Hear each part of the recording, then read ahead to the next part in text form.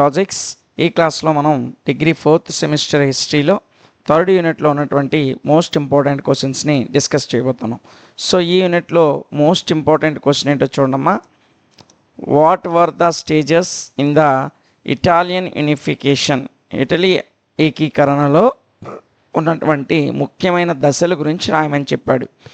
So 3rd unit మనకి ఎక్కువగా ఇచ్చేటువంటి క్వశ్చన్ ఇదమ్మా. చాలా ఎక్కువ సార్లు ఇచ్చాడు. సో రేపు కూడా మీరు రాసే ఎగ్జామ్లో ఇది రావడానికి ఎక్కువ అవకాశం ఉంది. 100% ఇది వస్తుందని చెప్పంగానే చాలా వరకు 99% వరకు ఈ క్వశ్చన్ రావడానికి అవకాశం ఉంది. ఓకేనా? కాబట్టి ఈ క్వశ్చన్ మీద ముందుగా మీరు ఫోకస్ చేయండి, ఆ తర్వాత రిమైనింగ్ క్వశ్చన్స్ నేర్చుకోండి. సో ఏంటి ఇటాలియన్ యూనిఫికేషన్లో ఈ ఇటలీ ఏకీకరణలో ఉన్నటువంటి సెవరల్ స్టేజెస్ ఏంటో ఒకసారి చూద్దాం. సో ఇటలీకి సంబంధించి మనం ముఖ్యంగా ఎవరి గురించి మాట్లాడుకోవాలంటే మజ్జీని గురించి మాట్లాడుకోవాలి. ఎవరి గురించి అమ్మా? ఫస్ట్ స్టేజ్ కింద మజ్జీని గురించి మాట్లాడుకోవాలి. ఈయన జోసెఫ్ మజ్జీని. ఈయన పూర్తి పేరేంటమ్మా? జోసెఫ్ మజ్జీని.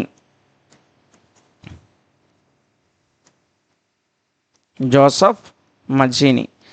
సో ఈయన ఎప్పుడు పుట్టాడంటే 1805 సంవత్సరంలో పుట్టాడమ్మా. జెనియా అనే ప్రాంతంలో, లేదా జెనియా దేశానికి సంబంధించి, అంటే జెనీవా ప్రాంతానికి సంబంధించి, జెనీవా కాదు జెనియా, జెనియా ప్రాంతంలో ఒక ఫిజీషియన్ కుటుంబంలో పుట్టాడు. ఎవరి కుటుంబంలో అమ్మ? ఒక ఫిజీషియన్, ఒక ఫిజీషియన్ ఫ్యామిలీలో పుట్టాడు. ఎప్పుడు పుట్టాడు? ఇన్ 1805, 1805వ తేదీలో Joseph Mazzini. Joseph Mazzini was born on 1805 in the family of physician of Genia. Xenia ప్రాంతంలో పుట్టాడు. ఏ ప్రాంతంలో అమ్మ? జెనియా. ఫ్రమ్ హిస్ చైల్డ్హుడ్, ఈయన చిన్నప్పటి నుండి highly influenced by the national movement of Italy.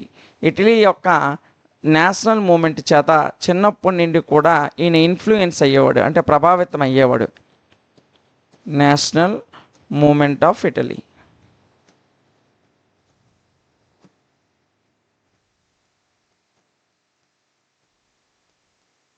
Italy యొక్క నేషనల్ మూమెంట్ ద్వారా ఈయన ఎక్కువగా హైలీ ఇన్ఫ్లుయెన్స్డ్, ఎక్కువగా ప్రభావితం అయ్యాడు. ఎందుకు అంటే ఈయన యొక్క ఫాదరు ఈయన చిన్నతనంలో ఈ నెరేటెడ్ మెనీ స్టోరీస్, చాలా కథలు చెబుతూ ఉండేవాడు. ఏం చెప్తుండేవాడు అమ్మా? Narrated many stories. చాలా కథలు, బానిసత్వానికి సంబంధించినటువంటి అనేక కథలు చెబుతూ ఉండేవాడు. స్టోరీస్, అనేక కథలు చెప్తూ ఉండేవాడు. బానిసత్వం, ఇటలీ ఇలాంటి స్థితిలో ఉంది, మనం ఇలా పరిపాలిస్తున్నారు, ఇలాంటి హక్కులు లేకుండా ఉన్నాం, ఎంత బానిస బ్రతుకులు బ్రతుకుతున్నాం, లాంటి రోజుకు ఒక కథ చెప్తూ ఉండేవాడు. అందువలన ఈయన చిన్నతనం నుంచే, from his childhood he was highly influenced by the national movement of Italy. Italy యొక్క నేషనల్ మూమెంట్ ద్వారా ఈయన ఎక్కువ ప్రభావితం అయ్యాడు. He was impressed by the misery of his country. ఈయన తన యొక్క దేశం యొక్క దుస్థితి, మిస్రీ అంటే కష్టాలు లేదా దుస్థితి అని అర్థం.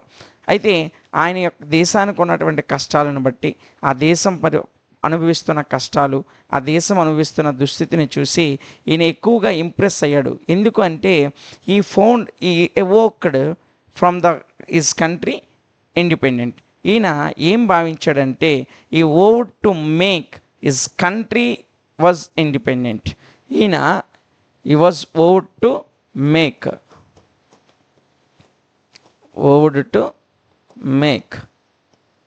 country was independent.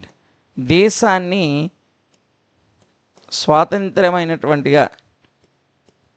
స్వాతంత్ర దేశంగా బానిస సంఖ్యల నుంచి విడిపించాలి అని కలలు కంటూ ఉండేవాడు. కలలు గండమే కాదు, దాని కొరకు ఈయన కృషి చేస్తూ ఉండేవాడు. ఎవరు? జోసెఫ్ మజ్జీని. జోసెఫ్ మజ్జీని గురించి మనం 3 పాయింట్లు మాట్లాడాం. ఈయన 1805లో ఒక ఫిజీషియన్ ఫ్యామిలీలో జెనియా ప్రాంతంలో జన్మించాడని చెప్పుకున్నాం. అదేవిధంగా ఈయన చిన్నప్పటి నుండే నేషనల్ మూమెంట్ ఆఫ్ ఇటలీ యొక్క నేషనల్ మూమెంట్ ద్వారా హైలీ ఇన్ఫ్లుయెన్స్డ్, ఎక్కువగా ప్రభావితం అయ్యాడు. Because his father was narrated many stories of Italy. ఇటలీకి సంబంధించినటువంటి అనేక బానిసత్వానికి చెందిన కథలు ఈయన యొక్క తండ్రి ఈయనకి చెబుతూ ఉండేవాడు. అందువలన he was impressed the mystery of his country. ఈయన యొక్క దేశం ఏదైతే ఉందో ఆ దేశం యొక్క దుస్థితి వల్ల ఈయన ఇంప్రెస్ అయ్యాడు. ఇంప్రెస్ అయ్యి ఈయన ఏమి నిర్ణయించుకున్నాడంటే vowed to make the countries was independent. కంట్రీని, ఆయన యొక్క దేశాన్ని స్వాతంత్ర్య దేశంగా, అంటే స్వేచ్ఛ సమానత్వం ఉన్నటువంటి ఒక దేశంగా మార్చాలి అనేటువంటి ఒక ప్రయత్నాన్ని ఈయన మొదలుపెట్టాడు. అయితే when Italy was inspired by 1830 French revolution, 1830వ సంవత్సరంలో, ఎప్పుడమ్మా 1830లో, in 1830 French revolution 1830 French revolution ద్వారా ఇటలీ అనేది ఇన్స్పైర్ అయ్యింది. ఎప్పుడైతే 1830 ఇటలీ ఈ ఫ్రెంచ్ రెవల్యూషన్ ద్వారా ఇన్స్పైర్ అయిందో ఆ టైంలో ఈ జోసెఫ్ మజీని ఇటలీ యొక్క యూనిఫికేషన్లో పాల్గొనడం జరిగింది. అదే సంవత్సరంలో, ఈయన 1830, అదే 1830వ సంవత్సరంలో ఈయన అరెస్ట్ చేయబడి జైలుకు పంపబడ్డాడు. ఏం చేయబడ్డాడమ్మా? అరెస్ట్ చేయబడి జైలుకు పంపబడ్డాడు. జైల్లో ఉంటున్నటువంటి రోజుల్లో అప్పుడు ఇటలీ యూనిఫికేషన్ కొరకు ఇటలీలో చాలామంది ఏ సిద్ధాంతాలను ఫాలో అయ్యేవారంటే కార్బోనరీ సిద్ధాంతాలను ఫాలో అయ్యేవారు. కార్బోనరీ సిద్ధాంతాలని ఫాలో అయ్యేవారు. అయితే జైల్లో ఉన్నటువంటి సమయంలో 1830లోనే ఇటలీ యూనిఫికేషన్ కోసం జాయిన్ అయినటువంటి మజీని జైల్లో ఉన్న రోజుల్లో కార్బోనరీ సిద్ధాంతాల ద్వారా ఇటలీ ఏకీకరణ అనేది సాధ్యపడదు అని చెప్పి ఈయన బయటకు వచ్చిన తర్వాత 1832లో 1832లో ఒక ఆర్గనైజేషన్ స్టార్ట్ చేశాడు. ఈ founded an organisation in 1832 was the name of young Italy. ఆ ఆర్గనైజేషన్ పేరేంటమ్మా? Young Italy. యంగ్ ఇటలీ అనేటువంటి పేరుతో ఈయన ఒక ఆర్గనైజేషన్ని స్టార్ట్ చేశాడు. ఎప్పుడు? 1832లో. ఈయన ఎప్పుడైతే జైలు నుంచి బయటకు వచ్చాడో కార్బోనరీ సిద్ధాంతాల ద్వారా మనం ఇటలీ ఏకీకరణని సాధించలేమని చెప్పి ఒక కొత్త సిద్ధాంతంతో ఈయన 1832వ సంవత్సరంలో యంగ్ ఇటలీ అనేటువంటి ఒక ఆర్గనైజేషన్ని స్టార్ట్ చేశాడు. ఈ యొక్క ఆర్గనైజేషన్ యొక్క మోటో ఏంటంటే, అంటే నినాదం ఏంటంటే, మోటో ఆఫ్ హిజ్ ఆర్గనైజేషన్, ఈయన ఆర్గనైజేషన్ యొక్క నినాదం ఏంటంటే God and people. God and people, దేవుడు మరియు ప్రజలు. ఇదే ఈయన యొక్క ఆర్గనైజేషన్ యొక్క నినాదం. ఎవరి ఆర్గనైజేషన్? మజీని యొక్క ఆర్గనైజేషన్. యంగ్ ఇటలీ అనేటువంటి ఆర్గనైజేషన్ ఏది ఉందో దాని యొక్క నినాదము ఏంటంటే గాడ్ అండ్ పీపుల్, ప్రజలు మరియు దేవుడు, లేదా దేవుడు మరియు ప్రజలు అనేటువంటి ఈ నినాదంతో ఈయన ఇటలీ యూనిఫికేషన్ కొరకు ఎంతగానో పాటుపడ్డాడు. అయితే కొద్ది కాలంలోనే ఈ యంగ్ ఇటలీ అనేది ఎంటైర్ యూరప్ కంట్రీస్, మొత్తం యూరప్లో ఉన్న అన్ని దేశాలను కూడా అట్రాక్ట్ చేసింది. అంటే అన్ని దేశాలు కూడా ఈ యంగ్ ఇటలీ ఆర్గనైజేషన్ సంస్థ ఏదైతే ఉందో ఈ యంగ్ ఇటలీ ఆర్గనైజేషన్ కొరకు మొత్తం దేశం మొత్తం కూడా, దేశమే కాకుండా యూరప్లో ఉన్న వివిధ కంట్రీస్ అన్నీ కూడా, ఇంగ్లాండ్, ఐర్లాండ్ లాంటి అన్ని దేశాలు కూడా ఈ యంగ్ ఇటలీ ద్వారా అట్రాక్ట్ అయ్యి వారి దేశంలో కూడా యంగ్ ఇంగ్లాండ్, యంగ్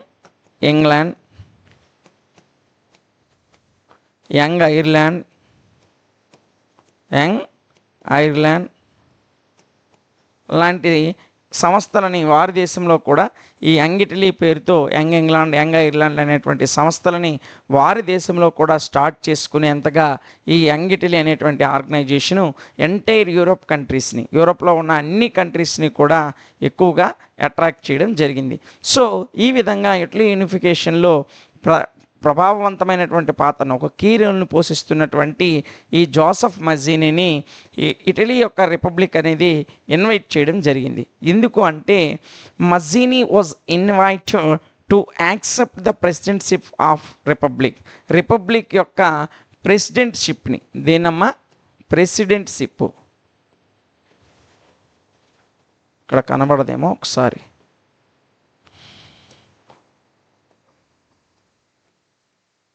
కనిపిస్తుంది. ప్రెసిడెంట్షిప్, రిపబ్లిక్ యొక్క అధ్యక్ష పదవిని అలంకరించమని చెప్పి ఇటలీ రిపబ్లిక్ అనేది ఈయన ఇన్వైట్ చేసింది. ఎవరిని? జోసెఫ్ మజినీని. అయితే బట్ ఆఫ్టర్ సమ్ టైమ్ ఇలా ఇన్వైట్ చేసినటువంటి కొంతకాలానికే ద నెపోలియన్ థర్డ్ ఆఫ్ ఫ్రాన్స్కు చెందినటువంటి నెపోలియన్ థర్డ్, ఎవరమ్మా? Napoleon third. ఈ ఫ్రాన్స్కి చెందిన నెపోలియన్ థర్డ్ అనేటువంటి ఈ రాజు ఈ dispatched vast of army for destroying republic of ఇటలీకి చెందినటువంటి రిపబ్లిక్ని డిస్ట్రాయ్ చేయడం కొరకు, అంటే డిస్ట్రాయ్ అంటే నాశనం చేయడం కొరకు ఈ నెపోలియన్ థర్డ్ అనేటువంటి ఈయన అతిపెద్ద సైన్యాన్ని ఇటలీకి పంపించాడు. ఇలా పంపించడం వల్ల ఈ యొక్క జోసెఫ్ మజినీ, అదేవిధంగా గారీ బ్లేడ్ లాంటి ఈయన ప్రధాన శిష్యుడు అతను లాంటి వాళ్ళు ఇటలీ నుంచి ఎక్కడికి పారిపోయారంటే అమెరికాకి పారిపోయారు. ఎక్కడికి పారిపోయారు? అమెరికాకి పారిపోయారు. సో ఇలా పారిపోయినటువంటి జోసెఫ్ మజినీ మరియు గారీ బ్లేడ్ లాంటి ప్రధాన వ్యక్తులని ఈ నెపోలియన్ థర్డ్ యొక్క సైన్యము ఓడించి మరలా established the Kingdom of Pope in ఇటలీలో పోప్ సామ్రాజ్యాన్ని, అంటే రోమన్ సామ్రాజ్యాన్ని వీళ్ళు మరలా కూడా స్థాపించారు. ఇది మజినీకి సంబంధించినటువంటి వివరణ. ఈ మజినీ తర్వాత మనం ముఖ్యంగా చెప్పుకోవాల్సిన ఇంకొక ముఖ్యమైన వ్యక్తి ఎవరంటే కావూర్. ఇంకొకరు ఎవరమ్మా? కావూర్. ఈ కావూర్ ఎవరంటే Count Cavour was born in 10th August in 1810. ఈయన ఆగస్టు 10, 1810 సంవత్సరంలో జన్మించాడమ్మా. ఆన్ August 10th in 1810, ఆగస్టు 10, 1810 తేదీన ఎక్కడ అంటే ఫీడ్మాంట్లో జన్మించాడు. ఎక్కడమ్మా? ఫీడ్మాంట్లో జన్మించాడు. ఎవరు? కావూర్. అయితే after the completion of his education, ఈయన చదువు పూర్తి అయిపోయిన వెంటనే he joined in army as engineer. ఈయన ఆర్మీలో ఒక ఇంజనీర్గా జాయిన్ అయ్యాడు. ఎక్కడమ్మా? చదువు పూర్తి అయిపోగానే ఆర్మీలో యాజ్ అన్ ఇంజనీర్గా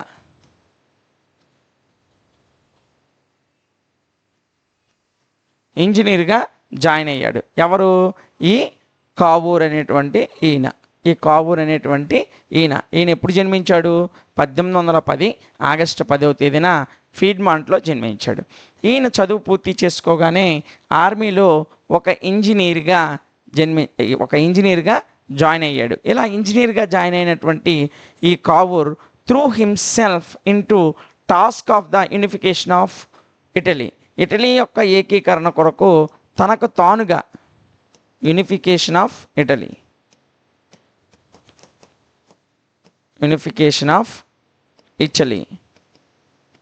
ఏకీకరణ కొరకు తనకు తానుగానే మోటివేట్ చేయబడ్డాడు. అంటే తనకు తానుగానే ఇటలీ ఏకీకరణ కోసం నేను పాటుపడాలి అనేటువంటి ఆలోచనలోకి నెట్టబడ్డాడు.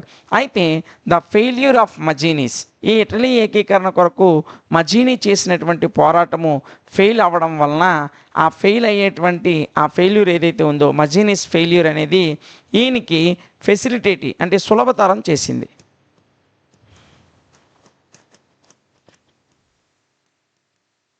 సో మజినీ యొక్క ఫెయిల్యూర్ అనేది ఇటలీ ఏకీకరణలో కావూర్ యొక్క పాత్రని చాలా సులభతరం చేసింది.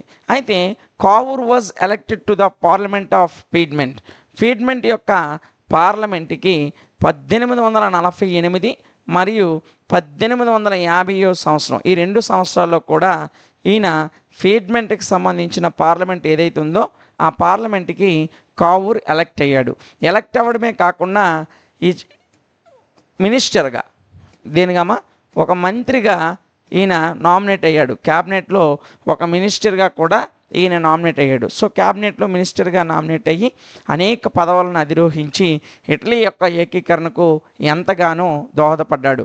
అదేవిధంగా వీరితో పాటు గారీ బ్లేడ్, ఇంకొకరు ఎవరమ్మా? గారీ బ్లేడ్. ఈ గారీ బ్లేడ్ అనేటువంటి ఆయన యంగ్ ఇటలీ ఎవరు మజ్జిని స్థాపించినటువంటి సంస్థ ఏదైతే ఉందో ఇందులో ఈయన ఒక ప్రధానమైనటువంటి వ్యక్తిగా ఉండేవాడు. అందువలన ఈ గారీ బ్లేడ్ని మజ్జిని యొక్క ప్రధాన శిష్యుడిగా పరిగణిస్తారు. వీళ్ళ ముగ్గురు కూడా ఇటలీ యూనిఫికేషన్ కొరకు అంటే ఇటలీ ఏకీకరణ కొరకు ఎంతగానో పాటుపడి చివరిగా ఇటలీ యొక్క ఏకీకరణని సాధ్యం చేశారు. కాబట్టి ఇటలీ ఏకీకరణలో స్టేజెస్గా మనం ఎవరెవరిని చెప్పుకుంటాం. ఒకటి జోసెఫ్ మజిని, ఈయన ముఖ్యమైనటువంటి వ్యక్తి కాబట్టి ఈయన గురించి కొంచెం ఎక్కువ మ్యాటర్ మనం రాయాల్సిన అవసరం ఉంటుంది. ఆ తర్వాత పేడ్మెంట్ పార్లమెంట్ నుంచి సభ్యుడిగా ఎలక్ట్ అయ్యి అదేవిధంగా మినిస్టర్గా పనిచేసినటువంటి కావూర్ కూడా ఇటలీ యూనిఫికేషన్లో ముఖ్యమైన వ్యక్తిగా చెప్పుకుంటాం. వీరిద్దరి తర్వాత మూడో వ్యక్తి గారీ బ్లేడ్. వీళ్ళు ముగ్గురు కూడా ఇటలీ యూనిఫికేషన్లో అంటే ఇటలీ యొక్క ఏకీకరణలో ముఖ్యమైనటువంటి పాత్రను పోషించిన వ్యక్తులుగా మనకు కనిపిస్తారు. ఇదమ్మా stages of Italy unification. Italy యూనిఫికేషన్కి సంబంధించిన ముఖ్యమైనటువంటి స్టేజెస్. కాబట్టి మీరు ఈ క్వశ్చన్ మొత్తం 1-2 సార్లు వినండి, చాలా ఈజీగానే ఉంటుంది. 2 సార్లు విన్న తర్వాత ఒకసారి PDF చూసుకోండి, ఈజీగానే క్వశ్చన్ అనేది మీకు అర్థమవుతుంది. దీనికి సంబంధించిన పూర్తి సమాచారం. నెక్స్ట్ క్లాస్లో మనం ఇంకొక మోస్ట్ ఇంపార్టెంట్ క్వశ్చన్తో మరలా కలుద్దాం. Thank you. మనం డిగ్రీ 4th సెమిస్టర్ హిస్టరీలో 3rd యూనిట్లో 2nd క్వశ్చన్ని డిస్కస్ చేయబోతున్నాం. క్వశ్చన్ ఏంటో ఒకసారి చూడండి అన్న. Write about internal reforms of Bismarck followed after the unification of Germany. Germany ఏకీకరణ తర్వాత బిస్మార్క్ తీసుకున్నటువంటి సంస్కరణలు ఏంటి అనేది క్వశ్చన్. సో ఈ క్వశ్చన్ చాలా చాలా ఇంపార్టెంట్. మనం ఆల్రెడీ ఫస్ట్ క్వశ్చన్లో ఇటలీ యూనిఫికేషన్ గురించి మాట్లాడాం. సెకండ్ వన్ వచ్చేసి జర్మనీ యూనిఫికేషన్, జర్మనీ ఏకీకరణ. సో ఇందులో మెయిన్ రోల్ వచ్చేసి బిస్మార్క్ది. సో బిస్మార్క్ జీవితం ఏ విధంగా గడిచింది, అతను ఎలాంటి రకాలైనటువంటి నిర్ణయాలు తీసుకున్నాడు, అతని లక్ష్యాలు ఏంటి, అవన్నీ కూడా మనం వరుసగా మాట్లాడుకుందాం. సో ఈ క్వశ్చన్ కూడా చాలా చాలా ఇంపార్టెంట్. సో ఫస్ట్ క్వశ్చన్తో పాటు ఈ క్వశ్చన్ కూడా మీరు నేర్చుకున్నట్లయితే ఈజీగా ఈ యూనిట్ నుండి మీకు 10 మార్క్స్ అనేవి పాకెట్లో ఉన్నట్టే. ఓకేనా? సో క్వశ్చన్లోకి వెళ్ళిపోదామా? Okay. Bismarck was one of the most fascinating personality in the history of modern Europe. Modern Europe చరిత్రలో, ఏ చరిత్రమ్మా? మోడర్న్ యూరప్ చరిత్రలో, మోడర్న్ యూరప్ చరిత్రలో one of the famous personality ఎవరంటే Bismarck. One of the famous personality, ఒక ముఖ్యమైనటువంటి పర్సనాలిటీగా ఎవరిని చెప్పుకుంటామంటే బిస్మార్క్ గురించి చెప్పుకుంటాం. He was not only great statesmen, ఇతను ఒక గొప్ప స్టేట్స్మెనే కాకుండా but also a great constructive genius, ఒక నిర్మాణపరమైనటువంటి మేధావి. He is not only great statesmen,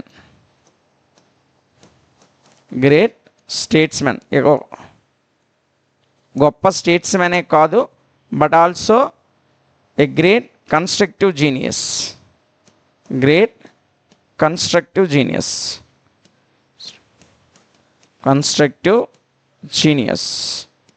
ఒక గొప్ప మేధావి. ఎవరు? బిస్మార్క్. సో బిస్మార్క్ గురించి మనం 2 పాయింట్స్ మాట్లాడాం. ఏంటి?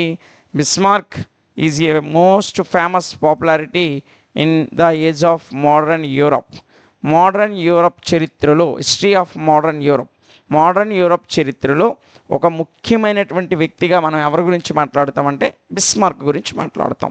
ఈ బిస్మార్క్ అనే వ్యక్తి కేవలం ఒక గ్రేట్స్మెనే కాదు, ఈయన ఒక గ్రేట్ కన్స్ట్రక్టివ్ జీనియస్, ఒక గొప్ప నిర్మాణాత్మక మేధావి అని ఈయన గురించి మాట్లాడుకుంటాం. అయితే తన లైఫ్ ఏ విధంగా సాగింది, ఈయన యొక్క ఎయిమ్స్ ఏంటి, ఇతని యొక్క రిఫార్మ్స్ ఏంటో ఒకసారి చూద్దాం. మొదటిగా ఈయన యొక్క లైఫ్ గురించి చూద్దాం. హిజ్ లైఫ్, ఈయన జీవితం ఏ విధంగా స్టార్ట్ అయిందో ఒకసారి చూసినట్లయితే, ఈయన పూర్తి పేరు వచ్చేసి ఓటో వాన్ బిస్మార్క్. ఏం పేరమ్మా? ఓటో వాన్ బిస్మార్క్.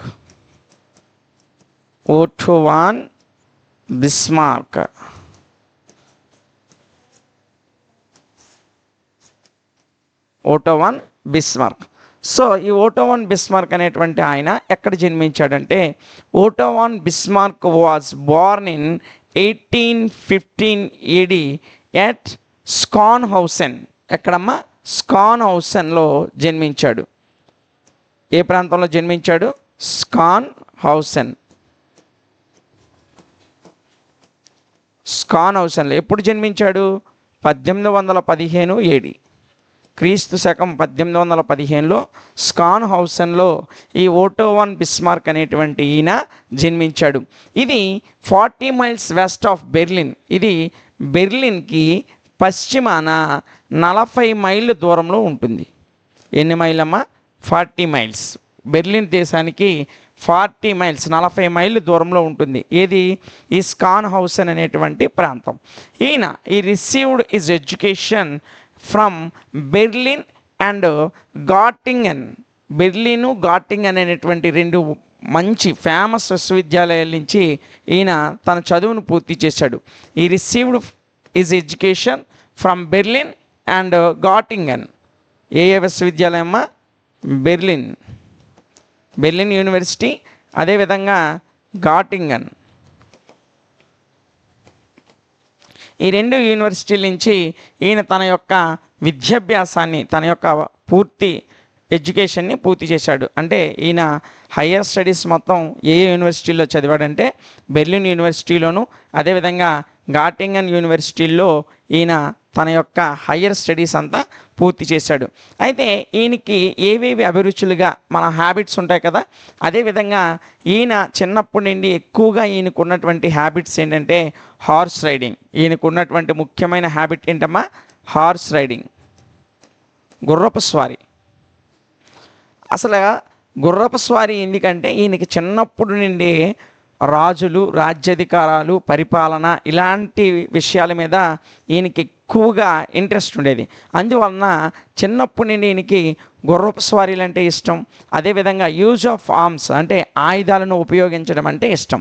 సో ఈయనకి ఏవేవి ఇంట్రెస్ట్ అమ్మా? హార్స్ రైడింగ్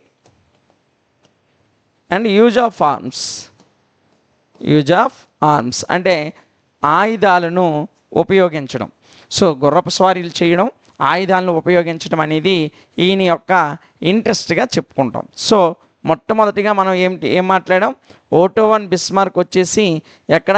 స్కాన్ హౌసెన్లో 1815 ఏడీలో జన్మించాడు. ఈ స్కాన్ హౌసెన్ అనేది 40 మైల్స్ వెస్ట్ ఆఫ్ బెర్లిన్కి 40 మైళ్ళ దూరంలో పశ్చిమాన ఉంది. అయితే ఈయన యొక్క స్టడీ మొత్తం బెర్లిన్, గాటింగన్ యూనివర్సిటీ నుంచి ఈయన ఎడ్యుకేషన్ అనేది పూర్తి చేశాడు. ఈయన ఇంట్రెస్ట్ ఏంటి?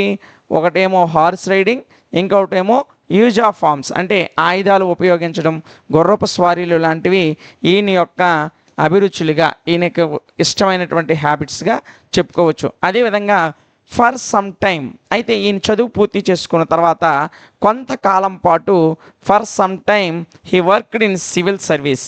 ఎక్కడ పనిచేసేవాడమ్మా? సివిల్ సర్వీస్ ఉద్యోగం చేసేవాడు. అంటే మనం ఇప్పుడు ఐఏఎస్, ఐపీఎస్ చెప్తున్నాం కదా సివిల్ సర్వీస్గా. ఆ సివిల్ సర్వీస్ ఉద్యోగంలో కొంతకాలం పాటు పనిచేశాడు. ఎక్కడ? సివిల్ సర్వీసెస్లో for some time he worked in the civil సర్వీస్లో ఈయన కొంతకాలం పాటు పనిచేశాడు. ఆ తర్వాత ఈ స్టార్టెడ్ హిస్ పొలిటికల్ కెరీర్. ఇతని యొక్క పొలిటికల్ కెరీర్ అనేది ప్రారంభమైంది ఎప్పుడంటే ఇన్ 1847 ఎప్పుడమ్మా? 1847 అంటే మనకు స్వతంత్రం రావడానికి 100 సంవత్సరాల ముందు.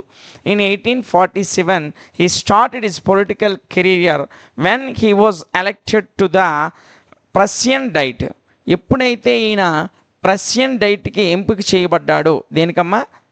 Prussian Diet. ఈ ప్రషియన్ డైట్కి ఈయన ఎంపిక కావడం వలన ఈయన యొక్క పొలిటికల్ కెరీర్ అనేది ఎప్పుడు స్టార్ట్ అయింది? 1847లో ప్రారంభమైంది. ఆ తర్వాత కొన్నాళ్ళకి అంటే 1861లో 1861వ సంవత్సరంలో ఈయన ఆ దేశాన్ని పరిపాలిస్తున్నటువంటి విలియం వన్. ఎవరమ్మా? విలియం వన్ అనేటువంటి ఆయన ఈయన్ని ప్రషియా ఛాన్సలర్గా, దేని ఛాన్సలర్గా అమ్మా? Chancellor of Prussia. ఏ ప్రషియన్ డైట్కి అయితే ఎన్నికయ్యాడో ఆ ప్రషియన్ ఛాన్సలర్గా ఈయన్ని అపాయింట్ చేశాడు. దేనిగా అపాయింట్ చేశాడు? ప్రషియన్ ఛాన్సలర్గా ఈయన అపాయింట్ చేశాడు. సో ఇది ఆయన యొక్క పొలిటికల్ కెరియర్. ఫస్ట్ ఈయన ముఖ్యంగా అందులో చేరాడు. ఫర్ సమ్ టైమ్ ఈయన నుంచి కొంతకాలం పాటు సివిల్ సర్వీస్లో పనిచేశాడు. సో 1847లో ప్రష్యన్ డైట్కి ఎంపిక కావడం వల్ల ఇతని యొక్క పొలిటికల్ కెరీర్ అనేది స్టార్ట్ అయింది. ఆ తర్వాత వివిధ రకాలైనటువంటి పదవులను అధిరోహిస్తూ చివరికి 1861లో విలియం వన్ ద్వారా, ఎవరి ద్వారా? విలియం వన్ ద్వారా ప్రష్యన్కి ఛాన్సలర్గా ఈయన ఎంపిక కావడం జరిగింది. దేనికమ్మా? ప్రష్యాకి ఛాన్సలర్గా ఎంపిక కావడం జరిగింది. ఎప్పుడు? ఇన్ 1861. ఇది ఈయన యొక్క కెరియర్. అయితే ఇతని యొక్క లక్ష్యాలు ఏ విధంగా ఉండేవి, ఇతని ఎయిమ్స్ అండ్ ఆబ్జెక్టివ్స్ ఏ విధంగా ఉండేవో ఒకసారి చూద్దాం. బిస్మార్క్ యొక్క ఎయిమ్స్ అండ్ ఆబ్జెక్టివ్స్ ఏ విధంగా ఉండేవంటే, he was a firm believer in royal absolutism. ఈయన రాయల్ అబ్సల్యూటిజం మీద ఒక దృఢమైనటువంటి విశ్వాసం కలిగి ఉండేవాడు. దీని మీదమ్మా? రాయల్ అబ్సల్యూటిజం. ఈ రాయల్ అబ్సల్యూటిజం మీద ఈయన చాలా దృఢమైన విశ్వాసం, అంటే చాలా ఎక్కువ నమ్మకం దీని మీద ఉండేది, అంటే రాచరిక నిరంకుశత్వం మీద. He was enlightened despot. ఈయన ఎలాంటి వాడంటే ఎన్లైటెడ్ డెస్పోట్.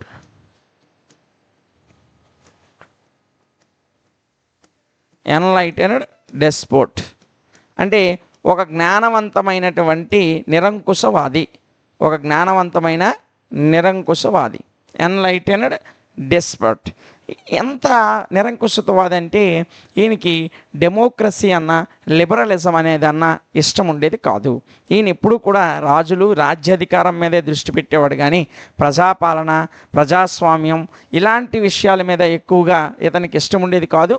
ఈ ఇష్టం ఉండడమే కాకుండా ఈయన వాటికి వ్యతిరేకం. He was against the policies of liberalism and democracy.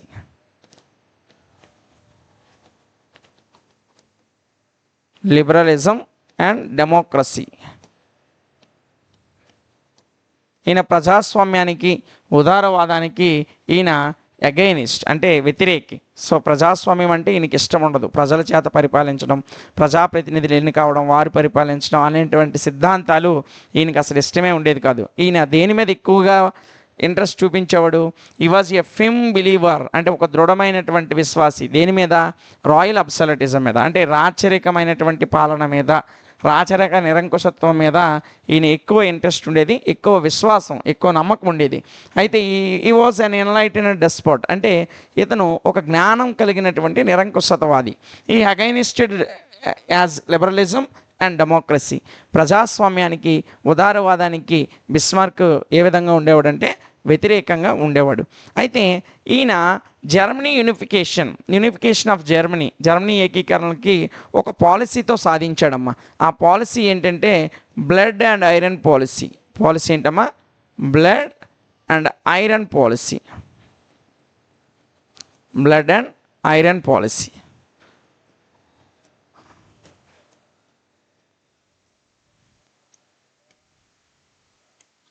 Blood and iron policy. ఈ పాలసీతో, so by the policy of blood and iron he achieved the German unification.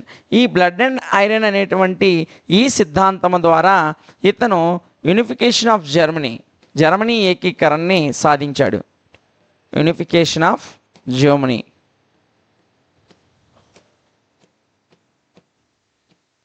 Unification of Germany ఏకీకరణని ఏ పాలసీతో ఇతను సాధించాడు అంటే బ్లడ్ అండ్ ఐరన్ పాలసీ. నాకు రక్తాన్ని ఇవ్వండి మరియు ఐరన్ ఇవ్వండి, ఉక్కు సంకల్పాన్ని నాకు ఇవ్వండి, నేను యూనిఫికేషన్ని సాధిస్తాను, అంటే జర్మనీ ఏకీకరణ సాధిస్తాను అనేటువంటి ఒక విప్లవాత్మకమైనటువంటి నిర్ణయాలతో ఈయన జర్మనీ ఏకీకరణ కొరకు పాల్పడ్డాడు. సో ఇతని పాలసీగా మనం దేన్ని చెప్తామంటే బ్లడ్ అండ్ ఐరన్ పాలసీ. ఇది గుర్తుపెట్టుకోండి. కాంపిటేటివ్ ఎగ్జామ్స్ మీరు ఎప్పుడైనా ప్రిపేర్ అయ్యేటప్పుడు who was invited the blood and iron policy, అంటే ఈ బ్లడ్ అండ్ ఐరన్ పాలసీని ఎవరు ప్రవేశపెట్టారు లేదా ఎవరు పాటించారు అంటే మీరు గుర్తుపెట్టుకోవాల్సిన పేరు బిస్మార్క్. ఈయన ఏ పాలసీతో జర్మనీ యూనిఫికేషన్ స్టార్ట్ చేశాడమ్మా? Blood and iron policy.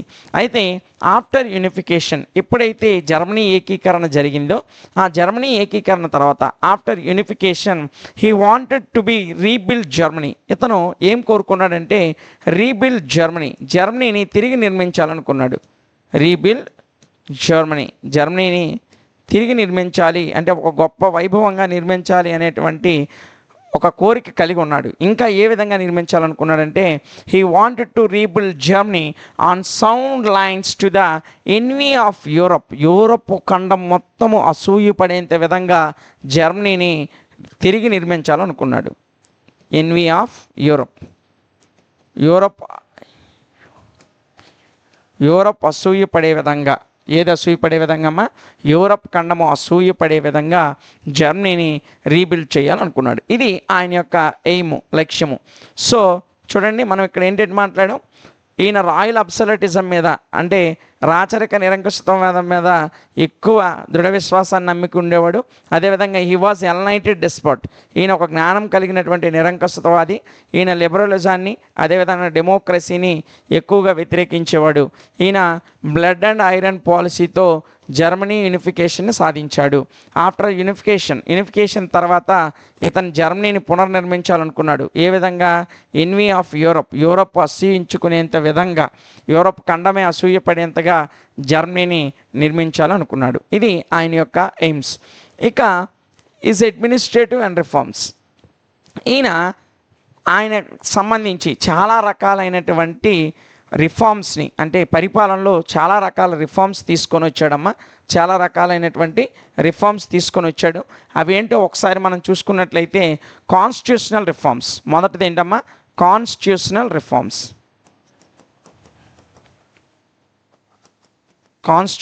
Reforms.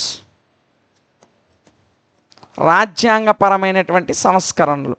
ఏంటి అంటే Bismarck was inaugurated a new constitution. ఒక కొత్త కాన్స్టిట్యూషన్ని, జర్మనీకి ఒక సరికొత్త రాజ్యాంగాన్ని ఏర్పరిచి ఆ రాజ్యాంగం ప్రకారం జర్మనీని ఒక శక్తివంతమైనటువంటి దేశంగా, ఒక శక్తివంతమైనటువంటి భౌగోళిక ప్రాంతంగా మార్చాడు. సో కాన్స్టిట్యూషనల్ రిఫార్మ్స్ అనేది జర్మనీకి కొత్తగా ఎవరు తీసుకొని వచ్చారంటే బిస్మార్క్. దీనికోసం ఆయన ఒక కొత్త రాజ్యాంగాన్ని ఏర్పరిచాడు. అందులో కొత్త రకాలైనటువంటి సెక్షన్స్, కొత్త రకాలైనటువంటి ఆర్టికల్స్ని తీసుకొని వచ్చి జర్మనీని ఒక శక్తివంతమైనటువంటి దేశంగా ఏర్పరిచాడు. ఇది ఈయన కాన్స్టిట్యూషనల్గా తీసుకొచ్చినటువంటి రిఫార్మ్స్. ఆ తర్వాత మనం చూసుకున్నట్లయితే మిలిటరీ రిఫార్మ్స్ తీసుకొచ్చాడమ్మా. రెండోది ఏంటి? మిలిటరీ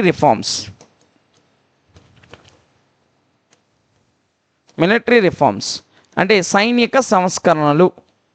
ఏంటి సైనిక సంస్కరణలు అంటే ఈ was established A compulsory army for Germany కొరకు ఒక కంపల్సరీ ఆర్మీని జర్మనీతో పాటు మొత్తం ప్రపంచ దేశాలు అసూయపడే విధంగా, ముఖ్యంగా యూరోప్ కంట్రీస్ అన్నీ కూడా అసూయపడే విధంగా ఒక పెద్ద కంపల్సరీగా, అంటే ఒక ఖచ్చితమైనటువంటి కంపల్సరీ ఆర్మీ ఫోర్స్ని, అంటే ఒక పెద్ద ఆర్మీ ఫోర్స్ని జర్మనీకి ఎస్టాబ్లిష్ చేశాడు. సో అందువలన ఆర్మీలో వివిధ రకాల సంస్కరణలు తీసుకొచ్చాడు, వివిధ రకాల పోస్టులు తీసుకొని వచ్చాడు, ఆర్మీని మరింత బలోపేతం చేశాడు. జర్మనీని శక్తివంతమైనటువంటి రాజ్యంగా నిలబెట్టేందుకు ఈయన మిలిటరీ రిఫార్మ్స్ అనేక రకాలుగా చేశాడమ్మా. ఇక తర్వాత చూసుకున్నట్లయితే థర్డ్ వన్ వచ్చేసి జ్యుడిషియరీ రిఫార్మ్స్ అంటే న్యాయ సంబంధమైనటువంటి సంస్కరణలు. ఏంటి జ్యుడిషియరీ రిఫార్మ్స్ అంటే? మనం ఆల్రెడీ కాన్స్టిట్యూషనల్ రిఫార్మ్స్ చెప్పుకున్నాం. ఒక కొత్త రాజ్యాంగాన్ని తీసుకొని వచ్చి రాజ్యాంగంగా, అంటే ఆయన అనుకున్నటువంటి అంశాలతో కూడి ఒక కొత్త రాజ్యాంగాన్ని ఏర్పాటు చేసుకొని ఆ రాజ్యాంగం ప్రకారం పరిపాలన చేశాడు.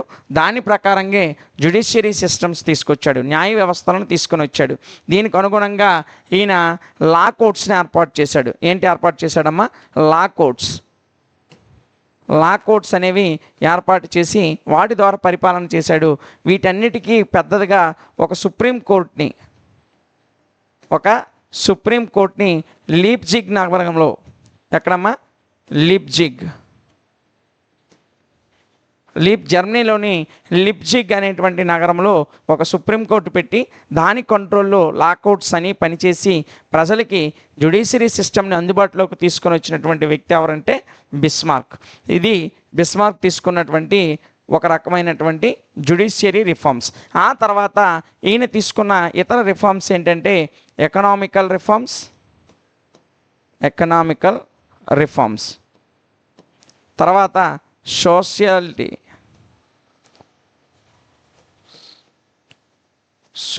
Reforms and overseas empire. Overseas empire. ఇవి ఈయన తీసుకున్నటువంటి రిఫార్మ్స్ అమ్మ, సంస్కరణలు, ఈయన ప్రవేశపెట్టినవి అనాలి. సో మనం ఏమేమి చూసామమ్మా, మొదటి వన్ వచ్చేసి కాన్స్టిట్యూషనల్ రిఫార్మ్స్, దీనికి సంబంధించి ఒక నూతన రాజ్యాంగాన్ని తీసుకొని వచ్చాడు జర్మనీకి.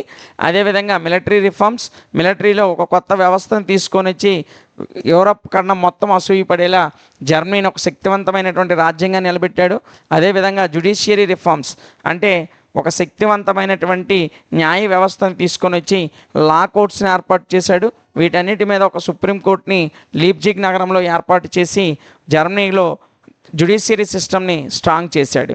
ఎవరు? బిస్మార్క్. ఆ తర్వాత ఈయన తీసుకున్నటువంటి ఇతర రిఫార్మ్స్ ఏంటంటే ఎకనామికల్ రిఫార్మ్స్.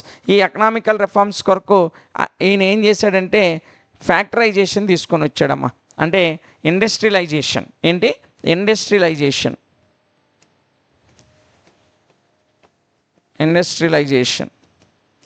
పారిశ్రామికరణ తీసుకొని వచ్చాడు. అనేక పరిశ్రమలు నెలకొల్పి జర్మనీని అత్యంత శక్తివంతమైనటువంటి రాజ్యంగా మరుకొల్పాడు. అదేవిధంగా ప్రజల యొక్క ఉత్పత్తుల్ని, ప్రజల యొక్క ప్రొడక్ట్స్ ఏవైతే ఉన్నాయో వాటిని పారిశ్రామికంగా పెంచాడు. ప్రజల యొక్క ఆర్థిక ఆదాయాన్ని కూడా పెంచుకుంటూ పోయాడు. ఇవి ఈయన తీసుకున్న ఎకనామికల్. సమాజంలో కూడా వివిధ రకాలైనటువంటి అనేక రకాలైనటువంటి ఆలోచనలతో కూడినటువంటి సంస్కరణలు ప్రవేశపెట్టాడు. వాటిని మనం సోషల్ రిఫార్మ్స్గా చెప్పుకుంటాం.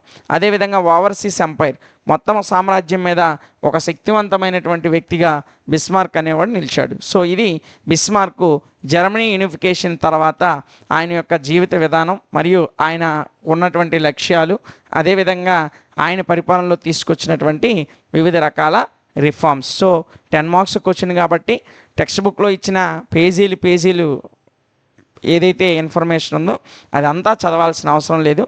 10 మార్క్స్కి మీకు హాఫ్ మార్క్ కూడా తీయకుండా 10కి 10 ఏ విధంగా రాస్తే మీకు 10కి 10 వస్తాయో ఆ విధంగా మనం డిస్కస్ చేయడం జరిగింది. సో మనం డిస్కస్ చేసిన దాన్ని 1కి 2 సార్లు వినండి. ఆ తర్వాత మీకు ఇచ్చిన పీడిఎఫ్ ఒకసారి చూసుకుంటే ఈజీగానే హాఫ్ మార్క్ కూడా తీయకుండా 10కి 10 మార్క్స్ అనేవి మీకు రేపు ఎగ్జామ్లో వస్తాయి. ఇది దీనికి సంబంధించినటువంటి పూర్తి ఇన్ఫర్మేషన్. మరలా చెప్తున్నాను, ఒక క్వశ్చన్ బాగా నేర్చుకున్న తర్వాత ఇంకొక క్వశ్చన్ అనేది నేర్చుకోండి. అప్పుడే కన్ఫ్యూజన్ లేకుండా నేర్చుకున్న క్వశ్చన్ అనేది మీకు గుర్తుంటుంది. ఓకేనా? ఇప్పటి వరకు మనం ఇటలీ యూనిఫికేషన్ చూసాం, అదేవిధంగా జర్మనీ యూనిఫికేషన్ గురించి చూసాం. ఈ 2 క్వశ్చన్లు మోస్ట్ ఇంపార్టెంట్. మ్యాక్సిమం 99% ఈ 2 క్వశ్చన్ల నుంచే మీకు రేపు ఎగ్జామ్లో ఒక లాంగ్ ఆన్సర్ క్వశ్చన్ అనేది వస్తుంది. సో ఇది దీనికి సంబంధించిన పూర్తి సమాచారం. నెక్స్ట్ క్లాస్లో మనం ఇంకొక మోస్ట్ ఇంపార్టెంట్ క్వశ్చన్తో మరలా కలుద్దాం. Thank you.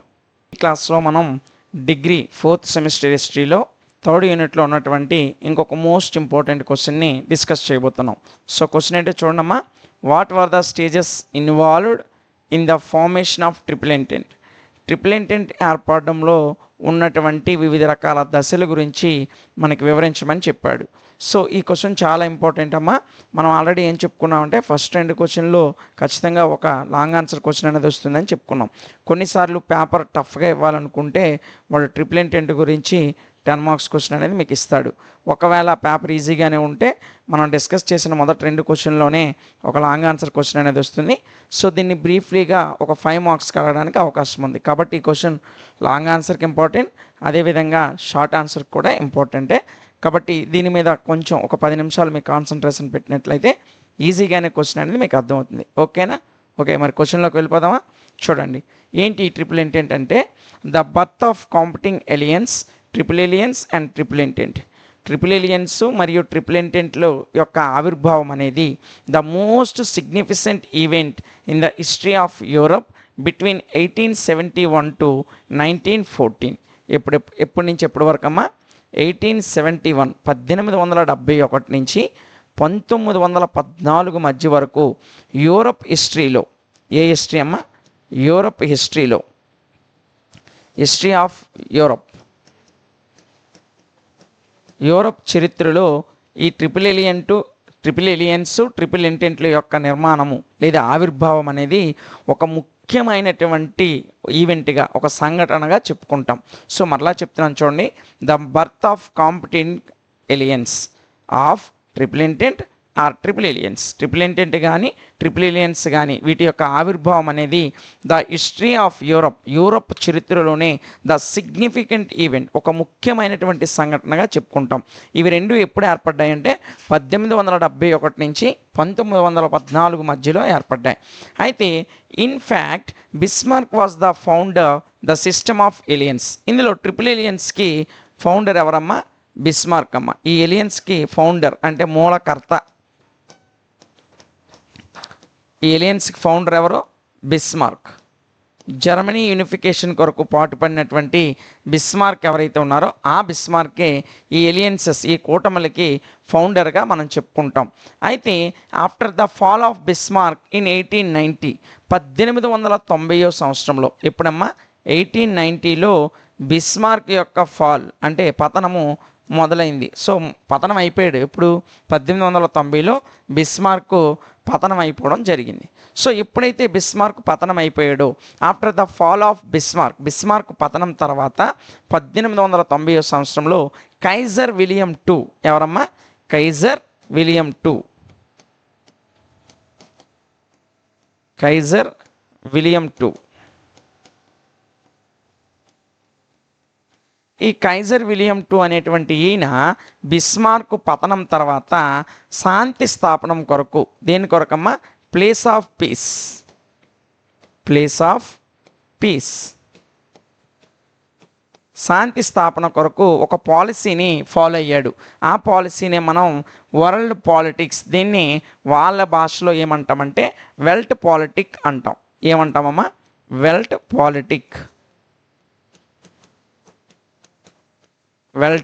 పాలిటిక్ అంటాం. ఈ సిద్ధాంతాన్ని ఈయన ఫాలో అయ్యాడు. ఏ సిద్ధాంతం? వెల్ట్ పాలిటిక్. దీన్నే మనం వరల్డ్ పాలిటిక్స్ అంటాం, ప్రపంచ రాజకీయాలు అంటాం. సో ఈ వెల్ట్ పాలిటిక్ అనేటువంటి ఈ పాలసీని ఎవరు ఫాలో అయ్యారు? కైజర్ విలియం II అనేటువంటి ఆయన ఫాలో అయ్యాడు. ఎప్పుడు? After the fall of Bismarck యొక్క పతనం తర్వాత 1890లో అతని పతనం జరిగింది. ఆ 1890లో బిస్మార్క్ పతనం చెందిన తర్వాత కైజర్ విలియం II అనేటువంటి ఈయన ఈ వెల్ట్ పాలిటిక్ అనేటువంటి సిద్ధాంతాన్ని శాంతి స్థాపన కొరకు ఫాలో అయ్యాడు.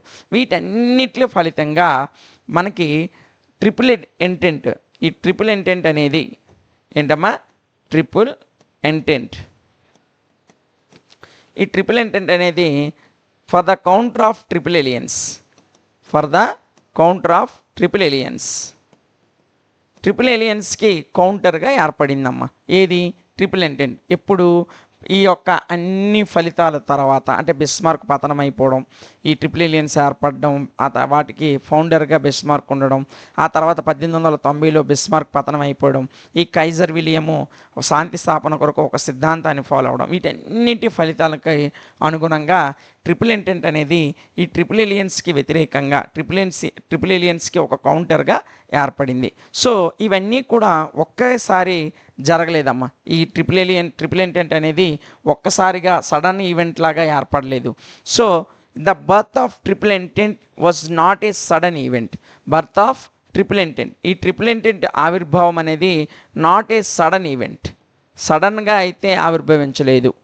నాట్ ఏ సడన్ ఈవెంట్, సడన్గా అయితే ఆవిర్భవించలేదు. మరి ఎలా ఆవిర్భవించిందంటే, it is the scenario of Europe politics after the fall of Bismarck పతనం తర్వాత యూరప్ రాజకీయాలలో, ఎందులో అమ్మ? యూరప్, మనం ఐరోపా అంటాం తెలుగులో, ఆ యూరప్ యొక్క పాలిటిక్స్లో వచ్చినటువంటి చేంజెస్, యూరోప్ పాలిటిక్స్లో వచ్చినటువంటి చేంజెస్ సినారియో వలన, అంటే వివిధ రకాలైనటువంటి మార్పులు వరుస క్రమం వలన ట్రిపుల్ ఎంటెంట్ అనేది ఆవిర్భవించింది. ఓకేనా? క్లియర్ కదా నాన్న? ఇక్కడ వరకు మీకు అర్థమైందా? ఒక్కసారి ఒక్క నిమిషం మొత్తం రివిజన్ చేద్దామా?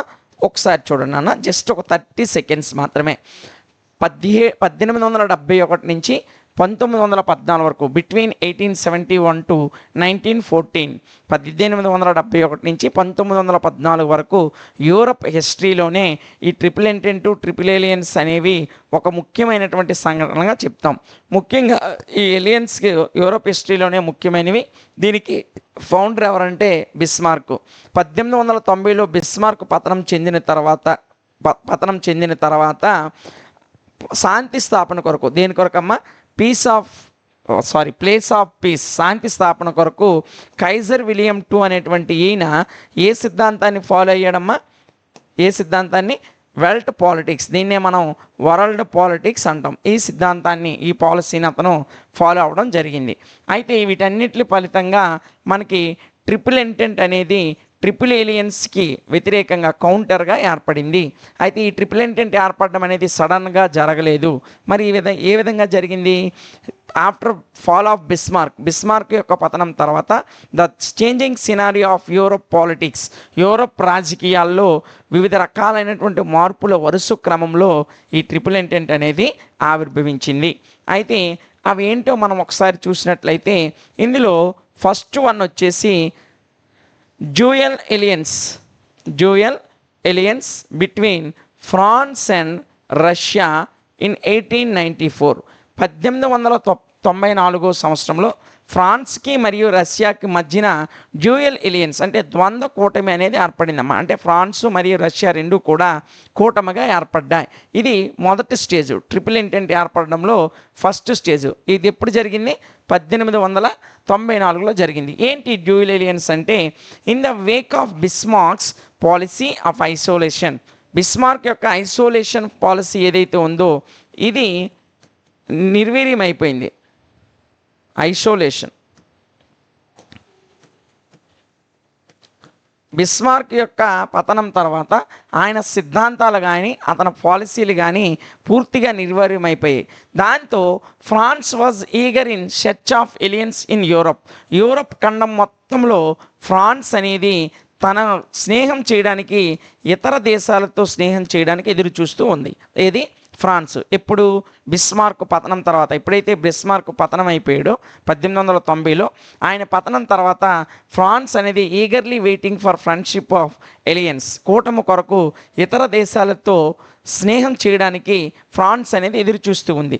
అయితే in this search only 2 powers are left. ఈ ఫ్రాన్స్ స్నేహం చేయడం కొరకు వెతుకుతుంటే తనకి ఓన్లీ 2 పవర్స్ మాత్రమే కనిపించాయి. అంటే 2 శక్తివంతమైనటువంటి కంట్రీస్ మాత్రమే కనిపించాయి. అవి ఏంటంటే ఫస్ట్ వన్ వచ్చేసి ఇంగ్లాండ్, రెండోది వచ్చేసి రష్యా. ఫస్ట్ వన్ వచ్చేసి ఏంటమ్మా? ఇంగ్లాండు, రెండోది వచ్చేసి రష్యా. ఈ 2 దేశాలు మాత్రమే ఎలియన్స్లో లేకుండా, అంటే ట్రిపుల్ ఎలియన్స్లో లేకుండా కామన్గా బయట ఉన్నాయి. ఏవేవి? ఇంగ్లాండ్ మరియు రష్యా. ఇవి మాత్రమే కూటమిలో లేకుండా, ట్రిపుల్ ఎలియన్స్లో లేకుండా బయట ఉన్నాయి. ఏవేవి? ఇంగ్లాండ్ మరియు రష్యా ఎప్పుడైతే బిస్మార్క్ పతనం అయిపోయాడో ఫ్రాన్స్ అనేది స్నేహం కోసం ఎదురు చూస్తుంది. తను వీక్ అయిపోయింది. ఇతర ట్రిపుల్ ఎలియన్స్లో మిగతా 3 పెద్ద దేశాలు మొత్తం ఒక కూటమిగా ఏర్పడిపోయాయి. అప్పుడు ఫ్రాన్స్ అనేది ఇతర దేశాల స్నేహం కొరకు ఎదురు చూస్తూ సెర్చ్ చేస్తుంది. ఏ దేశంతో అలియన్స్ అవ్వాలి అని ఎదురు చూస్తున్న టైంలో దీనికి 2 పవర్స్ మాత్రమే, 2 శక్తివంతమైనటువంటి దేశాలు మాత్రమే కనిపించాయి. అవి 2 ఏంటంటే ఇంగ్లాండ్ అండ్ ఫ్రాన్స్. అయితే since England was a traditional enemy of France, ఇందులో ఇంగ్లాండ్ అనేది ఫ్రాన్స్కి ఒక ట్రెడిషనల్ ఎనిమీ, ఒక సాంప్రదాయకబద్ధమైనటువంటి శత్రువు. ఏంటమ్మా? ట్రెడిషనల్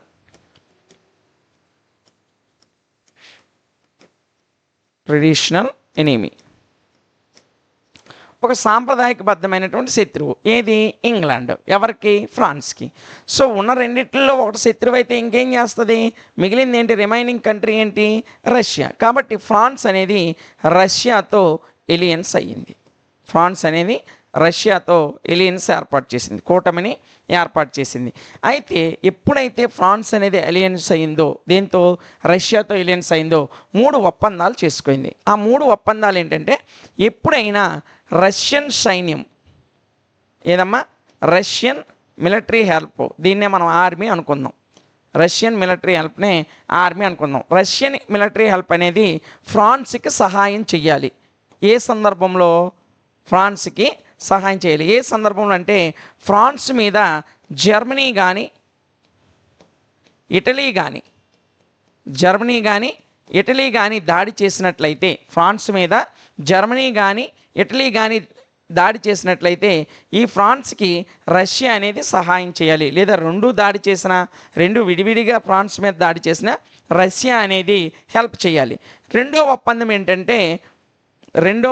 ఏంటంటే ఫ్రాన్స్ ఆర్మీ అనేది, అంటే ఫ్రాన్స్ యొక్క సైన్యం ఏదైతే ఉందో ఈ ఫ్రాన్స్ ఆర్మీ అనేది రష్యాకి సహాయం చేయాలి. దేనికమ్మా? రష్యాకి. ఎప్పుడంటే ఈ రష్యా మీద జర్మనీ కానీ ఆస్ట్రేలియా కాదమ్మా, ఆస్ట్రియా కానీ జర్మనీ కానీ ఈ రెండు దేశాలు ఎప్పుడైనా రష్యా మీదకి దాడికి వస్తే అప్పుడు రష్యాకి ఎవరు సహాయం చేయాలి? ఫ్రాన్స్ అనేది సహాయం చేయాలి. ఇది రెండో ఒప్పందం. మూడో ఒప్పందం ఏంటంటే ఇవి రెండూ కూడా ఇండిపెండెంట్గా, అంటే స్వతంత్రంగా ఏ దేశంతో కూడా ఎలియన్స్లో ఉండకూడదు. Not alliance with any independent country. ఎలాంటి వ్యక్తిగతంగా ఇంకా ఏ కూటమితో కానీ ఏ దేశంతో కూడా ఎలియన్స్ అవ్వకూడదు.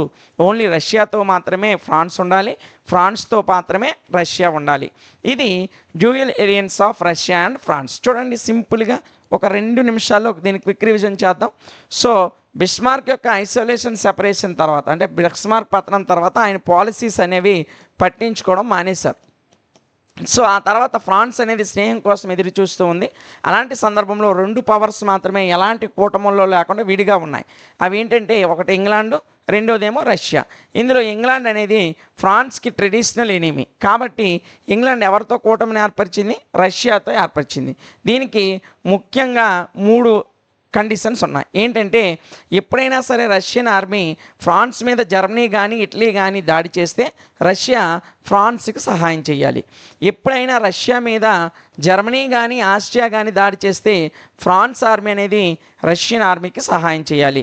ఈ 2 ఇండిపెండెంట్గా ఇంకే దేశంతో కూడా ఎలియన్స్ అవ్వకూడదు. ఈ 3 నిబంధనలతో రష్యా మరియు ఫ్రాన్స్ అనేవి ఎలియన్స్ అయ్యాయి, కూటమి అయ్యాయి. ఓకేనా? ఇది మొదటి స్టేజ్.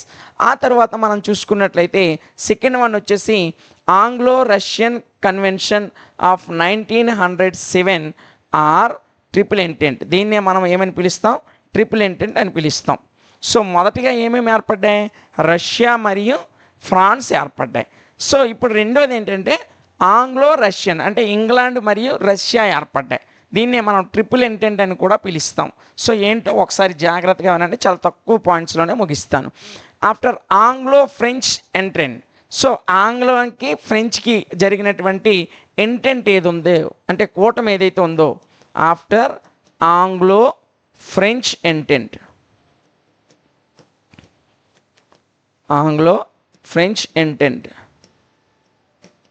అంటే ఆంగ్లో అంటే ఇక్కడ ఆంగ్లం అమ్మ, ఇంగ్లాండు ఫ్రాన్స్ 2 కలిపి ముఖ్యంగా, అంటే రష్యా కాకుండా ఇంగ్లాండు ఫ్రాన్సు మరలా ఒక కూటమిని ఏర్పరుస్తాయి. ఇది మీకు సబ్జెక్ట్లో లేదు.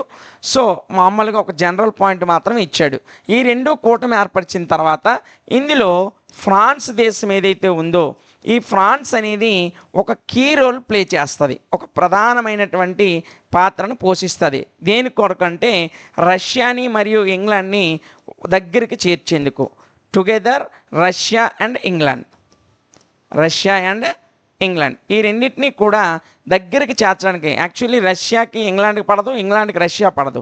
అదేవిధంగా ఇంగ్లాండ్కి ఫ్రాన్స్ పడదు, ఫ్రాన్స్కి ఇంగ్లాండ్ పడదు. కానీ ఇంగ్లాండు ఫ్రాన్సు ఒక కూటమిని ఏర్పరిచి ఆ కూటమిలో ఉన్నటువంటి ఫ్రాన్స్ ఏదైతే ఉందో అది ఆల్రెడీ రష్యాతో కూటమిలో ఉంది కాబట్టి ఇండిపెండెంట్గా ఇది కూటమిలోకి వెళ్ళకూడదు. కాబట్టి వాళ్ళకు ఒక నిబంధన ఉంది. కాబట్టి ఫ్రాన్స్ ఏం చేస్తుందంటే వీళ్ళిద్దరు కూటమి ఏర్పరచుకున్న తర్వాత, అంటే ఇంగ్లాండ్ ఫ్రాన్స్ కూటమి ఏర్పరచుకున్న తర్వాత ఈ ఫ్రాన్స్ ఒక కీ రోల్ని ప్లే చేస్తుంది. దేని కొరకు అంటే రష్యాని ఇంగ్లాండ్ని దగ్గర చేసేయాలి. ఎందుకంటే ఆల్రెడీ రష్యాతో ఫ్రాన్స్ ఉంది. కానీ వీళ్ళ యొక్క 3వ నిబంధన ఏంటి? వ్యక్తిగతంగా ఏ కంట్రీ ఇంకొక కంట్రీతో కూటమిలోకి వెళ్ళకూడదు, ఈ 2 మాత్రమే ఉండాలి. సో ఇండివిజువల్గా వెళ్ళకూడదు. కాబట్టి ఇది ఏం చేస్తుందంటే మన ఇద్దరం కూటమి అవ్వాలంటే సో ఇంగ్లాండ్ ఫ్రాన్స్ ఒక కూటమిని ఏర్పరచాలంటే కంపల్సరిగా రష్యా కూడా రావాలి. ఎందుకంటే రష్యాతో మాకు కూటమి ఒప్పందం ఉంది కాబట్టి మేము మీతో కూటమిలో జాయిన్ అవ్వాలంటే రష్యా కూడా అందులోకి వస్తే మా నిబంధన బ్రేక్ అవ్వదు అని చెప్పి ఈ రెండిట్లకి ఎవరికి ఇంగ్లాండ్కి రష్యాకి మధ్య స్నేహం కుదర్చడానికి ఫ్రాన్స్ అనేది ఒక ముఖ్యమైన పాత్రను పోషిస్తుంది. ఇదే సందర్భంలో 1905లో ఎప్పుడమ్మా 1905లో రష్యాకి మరియు జపాన్కి యుద్ధం జరుగుతుందమ్మా. రష్యాకి జపాన్కి యుద్ధం జరుగుతుంది. ఈ యుద్ధంలో రష్యా ఓడిపోతుంది. డిఫీట్, రష్యా ఓడిపోతుంది. ఓడిపోవడం వల్ల ఎంటైర్ యూరోప్లో రష్యా తన ప్రెస్టేజ్ని కోల్పోతుంది. అలాంటి సందర్భంలో రష్యాకి ఇంగ్లాండ్ సపోర్ట్ చేస్తుంది. మరలా రష్యాకి ఎవరు అప్పుడు వరకు బద్ధశత్రువులుగా ఉన్నటువంటి రష్యా ఇంగ్లాండ్లు జపాన్ మీద రష్యా ఎప్పుడైతే ఓడిపోయిందో ఈ రష్యాకి ఇంగ్లాండ్ సహాయం చేస్తుంది. ఇంగ్లాండ్ సహాయం చేయడం వల్ల మరలా రష్యా జపాన్ మీద గెలిచి తన యొక్క ప్రెస్టేజ్ని రీగెయిన్ చేసుకుంటుంది, తన యొక్క ప్రెస్టేజ్ని తిరిగి పొందుతుంది. సో ఆ విధంగా జపాన్ మీద గెలిచి తన యొక్క పోయినటువంటి పరువు ఏదైతే ఉందో ఆ పరువును మరలా కాపాడుకోవడానికి సహాయం చేసినట్టు ఇంగ్లాండ్తో ఈ యొక్క రష్యా అనేది ఈ కూటమిలోకి వస్తుంది. ఇప్పుడు ఈ కూటమిలో ఎవరెవరు ఉన్నారు? ఇంగ్లాండ్ ఉంది, అదేవిధంగా వీళ్ళిద్దరికి ఫ్రెండ్షిప్ ఏర్పాటు చేసిన ఫ్రాన్స్ ఉంది, ఇంకా మూడోది ఎవరు? కొత్తగా రష్యా వచ్చింది. సో ఈ మూడు కలిపి ట్రిపుల్ ఇంటెంట్గా ఏర్పడ్డాయి. ఇది ట్రిపుల్ ఇంటెంట్ ఏర్పడడానికి ఒక రకమైనటువంటి స్టేజ్. సో చూడండి, దీన్ని క్విక్గా ఒక 2 మినిట్స్లో మనం రివిజన్ చేద్దాం. Anglo French intent, England French కూటమి ఏర్పడిన తర్వాత ఇందులో ఫ్రాన్స్ అనేది రష్యాని ఈ కూటమిలోకి తీసుకురావడానికి కీ రోల్ ప్లే చేసింది. దీనికి అనుగుణంగా రష్యా ఇంగ్లాండ్ రెండు కూడా ఒక దగ్గరగా రావడానికి ఫ్రాన్స్ అనేది ఒక ముఖ్య పాత్ర పోషించింది. అదే సందర్భంలో 1905లో the war between Russia and Japan, రష్యాకి జపాన్కి మధ్య యుద్ధం అనేది జరిగింది. In this war Russia was defeated. ఈ యుద్ధంలో రష్యా ఓడిపోయి ఈ lost his prestige entire Europe, మొత్తం యూరోప్లో తన యొక్క పరువును కోల్పోయింది. అప్పుడు after the war of Russia Japan the England was supported to Russia. England అనేది రష్యాకి సపోర్ట్ చేసి రష్యా జపాన్ యొక్క రెండో యుద్ధంలో రష్యా గెలిచేటట్టు చేస్తుంది. ఇలా గెలిచినటువంటి రష్యా తను కోల్పోయినటువంటి ప్రెస్టేజ్ ఏదైతే ఉందో హర్ ప్రెస్టేజ్ వాజ్ రీగెయిన్, తన యొక్క ప్రెస్టేజ్ అనేది మరలా పొందుకుంది. సో ఎప్పుడైతే రష్యాకి ఇంగ్లాండ్ సహాయం చేసిందో అప్పుడు ఈ 1905లో రష్యా, ఇంగ్లాండ్ మరియు ఫ్రాన్స్ ఈ మూడు కలిపి ట్రిపుల్ ఇంటెంట్ని ఏర్పాటు చేశాయి, అంటే త్రికూటమిని ఏర్పాటు చేశాయి. ఏంటంటమ్మా? ఫ్రాన్సు, ఇంగ్లాండు, ఫ్రాన్స్, రష్యా ఈ మూడు కూడా ట్రిపుల్ ఇంటెంట్లోకి వచ్చాయి. అయితే ఇక్కడ ఒక చిన్న ద్రోహం లాంటి పని జరిగిందమ్మా. అదేంటంటే secret treaty between France and Italy. అసలు ఇటలీ అనేది ట్రిపుల్ ఏలియన్స్లో ఉంది. ట్రిపుల్ ఏలియన్స్కి వ్యతిరేకంగా ఏర్పడిందే ట్రిపుల్ ఇంటెంట్. ఆ ట్రిపుల్ ఏలియన్స్లో ఉన్నటువంటి ఇటలీతో ఫ్రాన్స్ అనేది ఒక దొంగతనంగా రహస్య ఒప్పందాన్ని చేసుకుంది. ఎప్పుడు?